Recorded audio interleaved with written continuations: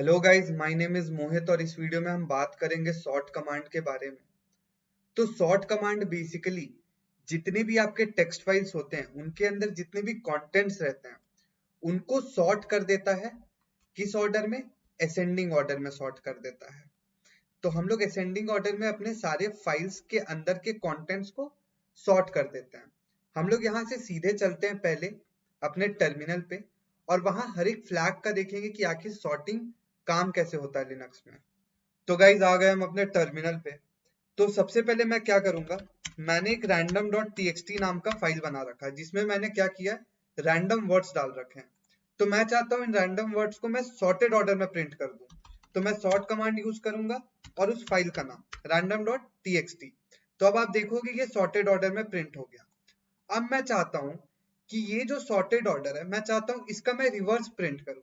तो हम लोग सॉर्ट के साथ जितने भी फ्लैग्स यूज करते हैं, मोस्टली जितने फ्लैग्स यूज करते हैं वो सारे फ्लैग्स के बारे में हम इस वीडियो में बात करेंगे। तो सबसे पहला फ्लैग है रिवर्स करने का। जैसे आपने सॉर्ट कर दिया, अब आप चाहते हो कि ये सॉर्टिंग जो है ये रिवर्स ऑर्डर में हो। जैसे जेब्रा नंबर 1 पे, उसके बाद येमन नंबर 2 पे। तो वो हम कैसे करेंगे? तो हम करेंगे सॉर्ट -r फ्लैग, मतलब रिवर्स कर देंगे, और फाइल का नाम random.txt। अब देखो जेब्रा आपका नंबर 1 पे आ गया, येमन 2 पे आ गया, लिनक्स 3rd पे आ गया। तो ये तो हो गया रिवर्स ऑर्डर में आपका सॉर्टिंग। अब हम लोग बात करते हैं थर्ड के बारे में। जैसे मान लीजिए कि आपके पास एक फाइल है, जैसे मैं बात करता हूँ random.txt के ही बारे में। तो हम लोग क्या करते हैं, जैसे मैंने एम्पल वर्ड एक बार लिखा, मैंने एक और बार एम्पल वर्ड लिख दिया, फिर एक और बार एम्पल वर्ड लिख दिया। तो अब यहाँ पे मेरा एम्पल वर्ड कितना हो चुका है? हम लोग सॉर्ट करते हैं तो हमारा एम्पल वर्ड कितना हो गया? 3 हो चुका है। मैं चाहता हूं कि जब भी मेरा कोई भी टेक्स्ट फाइल सॉर्ट हो तो उसमें जितने भी रिपीटेटिव लाइंस हैं वो हमारा आउटपुट पे ना दिखे, हमारे टर्मिनल पे वो रिपीटेटिव लाइंस ना दिखे। वो चीज हम इसको कैसे अचीव कर सकते हैं? हम -u फ्लैग यूज करेंगे। -u, इससे क्या होगा, जितने भी रिपीटेटिव, जितने भी डुप्लीकेट लाइंस हैं वो सारे हट जाएंगे, सिर्फ एक एम्पल दिखेगा, बाकी 2 एम्पल आपको नहीं दिखेंगे। तो मैं यहाँ पे मैं random.txt करता हूँ। अब देखो यहाँ पे मैंने 3 ample.txt लिखा था, एम्पल वर्ड लिखा था, यहाँ पे सिर्फ आपका एक एम्पल आया।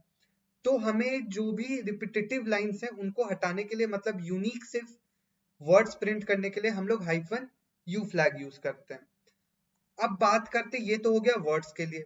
अब आप बोलोगे भैया अगर मान लीजिए हमारे फाइल्स के अंदर डिजिट्स हो, तो हम लोग क्या करते हैं, मैंने एक फाइल बना रखा count.txt जिसमें मैंने रैंडम ऑर्डर में कुछ डिजिट्स लिख रखे हैं। मैं चाहता हूं कि अब मैं इसको सॉर्ट कर दूं। तो आपको डिजिट सॉर्ट करने के लिए -n फ्लैग यूज करना है और उसके बाद फाइल का नाम यूज करना है। तो अब देखो यहाँ पे आपका सॉर्ट हो गया, 4 हो गया, 5, 7, 9, 47, 51। तो ये तो हो गया हमारा न्यूमेरिक के लिए। अब हम बात करते हैं कि भैया आप बोलोगे कि सॉर्ट हुआ है, हमें कैसे पता चलेगा सॉर्ट? हमें चेक करना है कि वो फाइल क्या सॉर्टेड है या नहीं है, क्योंकि बार बार आप सेम ऑपरेशन नहीं परफॉर्म करना चाहोगे, तो आप सीधे चेक करोगे। तो हम लोग चेक करना चाहते हैं कि क्या वो फाइल ऑलरेडी सॉर्टेड है या नहीं। उस चीज के लिए हम क्या करेंगे, -c फ्लैग यूज करेंगे। सॉर्ट -c, उसके बाद count.txt, एंटर करा। यहाँ पे देखो आपका डिसऑर्डर 4 आ गया। इसका मतलब क्या कि ये वाला जो फाइल है वो ऑलरेडी आपका सॉर्टेड ऑर्डर में है, इसीलिए आपको एक एरर थ्रो किया। अगर ये फाइल सॉर्ट नहीं होता तो ये आपका ये वाला एरर नहीं दिखाता।